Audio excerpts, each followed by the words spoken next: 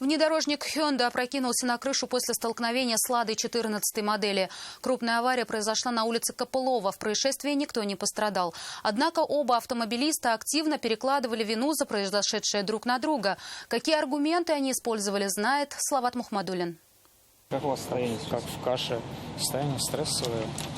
Померить давление. И хотя водитель Hyundai находился в эмоциональном шоке, он был рад, что избежал серьезных физических травм. Говорит, даже не понял, как его машина оказалась в таком положении, но уверен, причиной столкновения стали действия второго участника ДТП. «Лада» 14 модели, по его версии, врезалась в заднюю часть иномарки, когда он ехал в среднем ряду и никуда не поворачивал. Машина была в хлам затонирована. Там, возможно, с тренировкой вас и не увидел.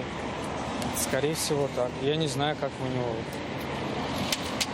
помешало обзору и тренировка. И в такой скорости ехать, в такую машину опрокинуть, это я не знаю, он вообще беспредельщик. Водитель «Лады» заявил, что ехал сзади иномарки и планировал повернуть направо. Во время выполнения маневра прямо перед ним начал перестраиваться Hyundai. Считает, что скорость у него была небольшой. Я перестроился, чтобы заехать вот сюда, во двор.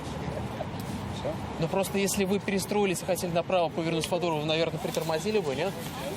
К единому мнению о причинах аварии оба водителя не пришли и в беседе с автоинспекторами. Я перестроился, и он тоже начал перестраиваться. И подрезал меня, получается. Я вот так вот ехал.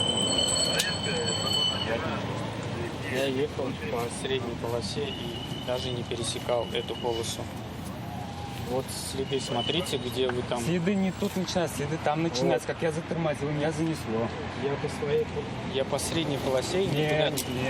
Вы выехали на автобусную полосу. Никуда я не выезжал. Вероятнее всего, теперь автоинспекторам придется устанавливать истину уже во время детального разбора происшествия.